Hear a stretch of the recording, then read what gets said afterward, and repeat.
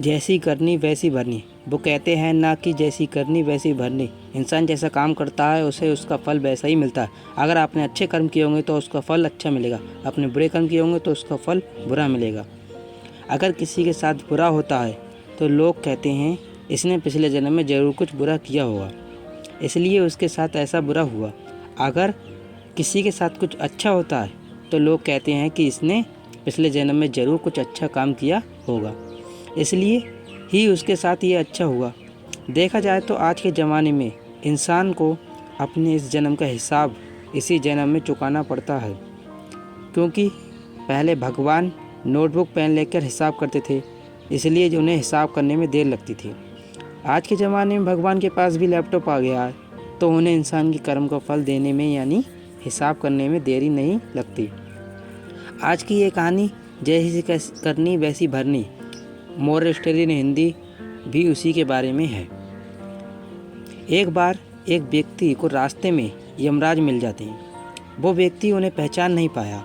यमराज ने उस व्यक्ति से पानी पीने के लिए मांगा। उस व्यक्ति ने बिना कुछ सोचे और बिना एक क्षण गवाए यमराज को पानी पिला दिया। पानी पीने के बाद यमराज ने उस व्यक्ति को बता दिया कि वो उसके प्राण लेने आए हैं, किंतु उस व्यक्ति ने यमराज की प्यास बुझाई है, इसलिए वो उन्हें अपनी किस्मत बदलने का एक मौका देते हैं। इतना बोलने के बाद यमराज ने उस व्यक्ति के हाथ में एक डायरी दे दी और उस व्यक्ति से कहा कि तुम्हारे पास 10 मिनट का समय है। इस डायरी में तुम जो भी लिखोगे वही सच में हो जाएगा, लेकिन ध्यान रखना कि तुम्हारे पास केवल 10 मिनट है।